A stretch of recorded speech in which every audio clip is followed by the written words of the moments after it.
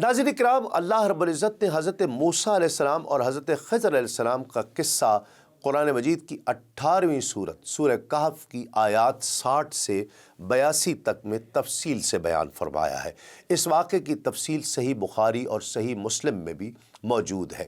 روایت میں ہے کہ ابی بن کعب رضی اللہ تعالیٰ عنہ رسول اللہ صلی اللہ علیہ وآلہ وسلم نے فرمایا کہ ایک مرتبہ حضرت موسیٰ علیہ السلام اپنی قوم بنی اسرائیل میں خطبہ دینے کے لیے کھڑے ہوئے تو لوگوں نے آپ سے سوال کیا کہ تمام انسانوں میں سب سے زیادہ علم والا کون ہے؟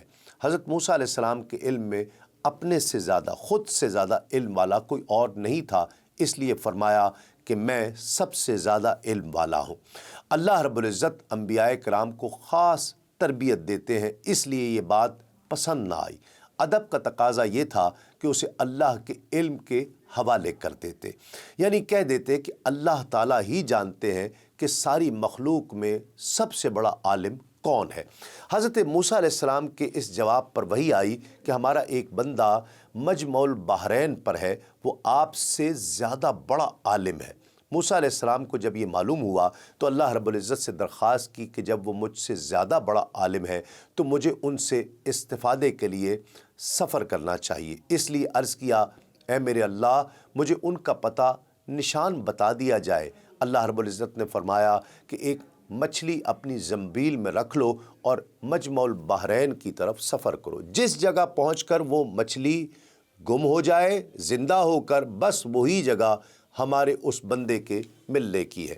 موسیٰ علیہ السلام نے حکم کے مطابق ایک مچھلی زنبیل میں رکھی اور چل دیے۔ ان کے ساتھ ان کے خادم یوشع بن نون بھی تھے۔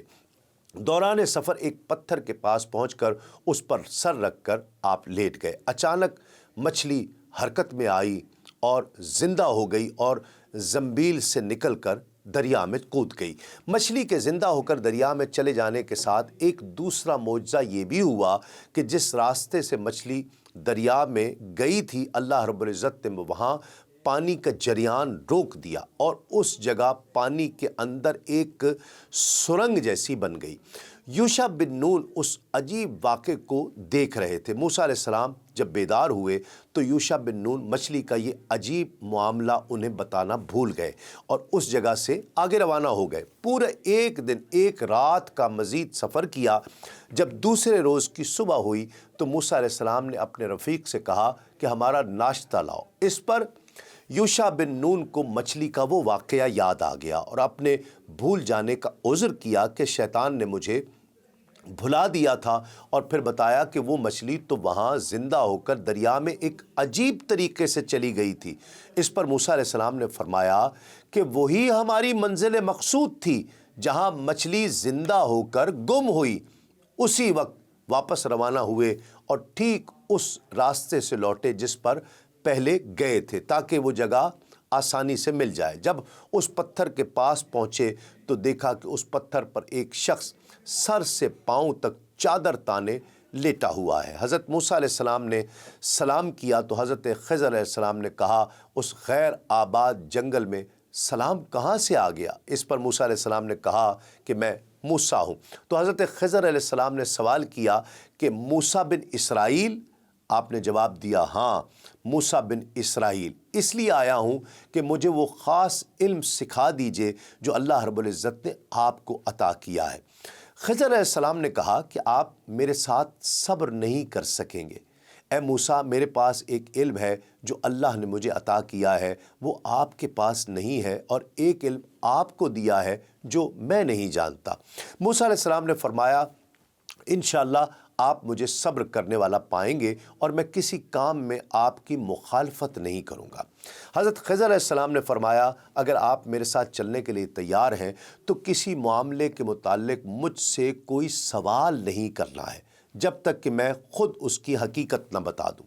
یہ کہہ کر دونوں کشتی کی تلاش میں ساحل کے کنارے چلنے لگے۔ جب ان کے پاس سے ایک کشتی گزری تو کشتی والوں نے حضرت خضر علیہ السلام کو پہچان کر بغیر معاوضے کے آپ کو سوار کر لیا۔ جب کشتی سمندر کے بیچ میں پہنچی تو حضرت خضر علیہ السلام نے کلہاڑی کے ذریعے اس کا ایک تختہ یا 2 تختے اکھاڑ ڈالے۔ یہ دیکھ کر حضرت موسیٰ علیہ السلام خاموش نہیں رہ سکے اور فرمایا، کیا تم نے اس کشتی کو اس لیے چیر دیا تاکہ کشتی والوں کو غرق کر دو؟ بے شک یہ تم نے بہت برا کام کیا ہے۔ حضرت خضر علیہ السلام نے ان سے فرمایا، کیا میں نہیں کہتا تھا کہ آپ میرے ساتھ ہرگز نہیں ٹھہر سکیں گے؟ حضرت موسیٰ علیہ السلام نے عذر خواہی فرمائی کہ میں آپ سے کیا ہوا وعدہ بھول گیا، لہٰذا اس پر میرا مواخذہ نہ کریں۔ پھر کشتی سے اتر کر وہ دونوں چل پڑے اور ایک ایسے مقام پر گزرے جہاں کچھ لڑکے کھیل رہے تھے۔ وہاں انہیں ایک لڑکا ایسا ملا جو کافی خوبصورت تھا اور حد بلوغت کو نہیں پہنچا تھا۔ بعض مفسرین نے کہا کہ وہ لڑکا جوان تھا اور رہزنی کیا کرتا تھا۔ حضرت خضر علیہ السلام نے اسے قتل کر دیا۔ یہ دیکھ کر حضرت موسیٰ علیہ السلام سے پھر رہا نہیں گیا اور آپ نے فرمایا، کیا تم نے کسی جان کے بدلے کے بغیر ایک پاکیزہ جان جس کا کوئی گناہ موجود ہی نہیں تھا، ثابت ہی نہیں تھا، قتل کر دیا؟ بے شک تم نے بہت ناپسندیدہ کام کیا ہے۔ جب حضرت موسیٰ علیہ السلام نے حضرت خضر علیہ السلام کے فعل پر کلام فرمایا تو آپ علیہ السلام نے کہا، اے موسیٰ، میں نے آپ سے کہا تھا نا کہ آپ ہرگز میرے ساتھ نہیں ٹھہر سکیں گے۔ حضرت خضر علیہ السلام کی بات کے جواب میں حضرت موسیٰ علیہ السلام نے کہا، اگر اس مرتبہ کے بعد میں آپ سے کسی شے کے بارے میں کوئی پوچھوں، کوئی بات کروں، کوئی سوال کروں تو پھر مجھے آپ اپنے ساتھ نہ رکھیے گا۔ میں تقاضا بھی کروں، جب میں تیسری بار آپ کی مخالفت کروں تو بے شک اس صورت میں میری طرف سے آپ کے ساتھ نہ رہنے میں آپ کا عذر پورا ہو چکا ہے۔ اس گفتگو کے بعد حضرت خضر علیہ السلام اور حضرت موسیٰ علیہ السلام چلنے لگے، یہاں تک کہ جب ایک بستی والوں کے پاس آئے تو ان حضرات نے اس بستی کے باشندوں سے کھانا مانگا۔ انہوں نے ان دونوں کی مہمان نوازی کرنے سے انکار کر دیا، یکسر انکار۔ پھر دونوں نے اس گاؤں میں ایک دیوار پائی جو گرنے والی تھی، تو حضرت خضر علیہ السلام نے اپنے دست مبارک سے اسے سیدھا کر کے تعمیر کر دیا۔ یہ دیکھ کر حضرت موسیٰ علیہ السلام نے فرمایا، اگر آپ چاہتے تو اس دیوار کو تعمیر کرنے پر کچھ مزدوری لے لیتے، کیونکہ یہ ہماری حاجت کا وقت ہے، ہم مسافر ہیں اور بستی والوں نے ہماری کوئی مہمان نوازی نہیں کی، اس لیے ایسی حالت میں ان کا کام بنانے پر اجرت لینا مناسب تھا۔ اس آیت میں جس بستی کا ذکر ہوا اس کے بارے میں حضرت عبداللہ بن عباس رضی اللہ تعالی عنہما فرماتے ہیں کہ اس بستی سے مراد انطاکیہ ہے۔ ایک قول یہ ہے کہ اس سے مراد ایلا ہے اور ایک قول یہ ہے کہ اس سے مراد اندلس کا ایک شہر ہے۔ حضرت موسیٰ علیہ السلام کی طرف سے تیسری مرتبہ اپنے فعل پر کلام سن کر حضرت خضر علیہ السلام نے ان سے فرمایا، اب یہ میری اور آپ کی جدائی کا وقت آ چکا ہے۔ اب میں جدا ہونے سے پہلے آپ کو ان باتوں کا اصل مطلب بتاؤں گا جن پر آپ صبر نہیں کر سکے تھے، اور ان کے اندر جو راز تھے ان کا اظہار کر دوں گا۔ حضرت خضر علیہ السلام اور حضرت موسیٰ علیہ السلام کی ملاقات کا بیان ہو رہا تھا اور اب جدائی کا وقت آ چکا تھا۔ حضرت خضر علیہ السلام نے اپنے ان تینوں افعال کی حقیقت سے پردہ اٹھانا شروع کیا اور فرمایا کہ وہ جو میں نے پہلے کشتی کا تختہ اکھاڑا تھا، اس سے میرا مقصد کشتی والوں کو ڈبونا نہیں تھا، بلکہ اس کی وجہ یہ تھی کہ وہ کشتی 10 مسکین بھائیوں کی تھی۔ ان میں 5 تو اپاہج تھے جو کچھ کر ہی نہیں سکتے تھے، اور 5 تندرست تھے جو دریا میں کام کرتے تھے اور اسی پر ان کے روزگار کا دار و مدار تھا۔ ان کے آگے ایک بادشاہ تھا اور انہیں واپسی میں اس کے پاس سے گزرنا تھا۔ کشتی والوں کو اس کا حال معلوم نہ تھا، اور اس کا طریقہ یہ تھا اس بادشاہ کا کہ وہ ہر صحیح سلامت کشتی کو زبردستی چھین لیا کرتا تھا، اور اگر عیب دار ہوتی تو چھوڑ دیتا تھا۔ اس لیے میں نے اس کشتی کو عیب دار کر دیا تاکہ وہ ان غریبوں کے لیے بچ جائے۔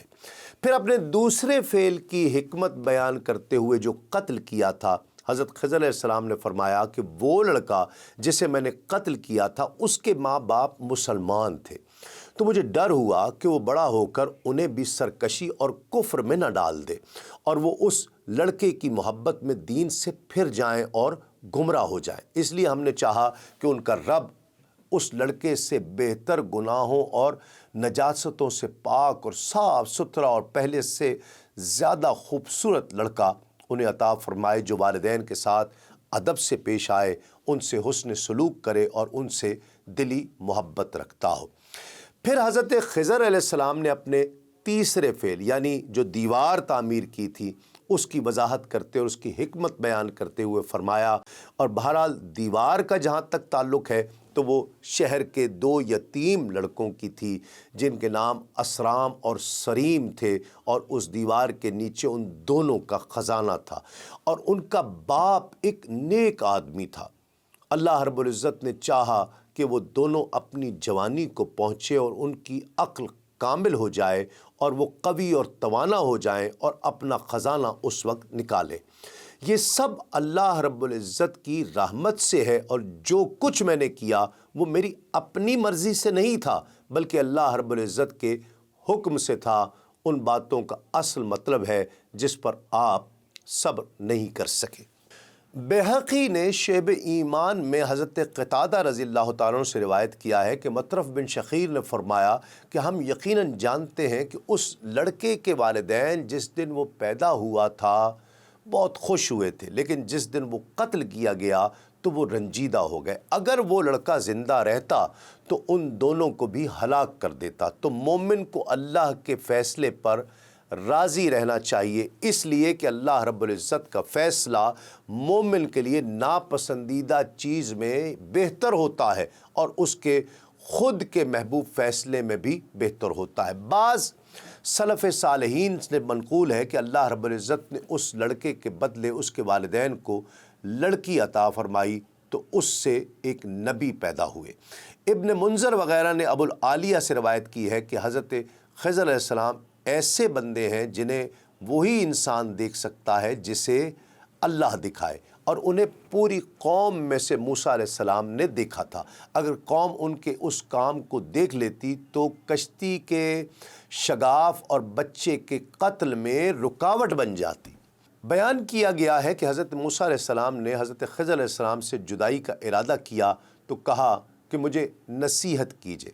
موسیٰ علیہ السلام نے فرمایا، علم کو صرف بیان کرنے کے لیے طلب نہ کرو بلکہ اس پر عمل کرنے کے لیے حاصل کرو۔ اور ایک روایت میں مزید یہ ہے کہ خضر علیہ السلام نے عرض کیا، میرے لیے دعا فرمائیں، تو حضرت موسیٰ علیہ السلام نے فرمایا، اللہ رب العزت تم پر اپنی اطاعت اور بندگی کو آسان فرما دے۔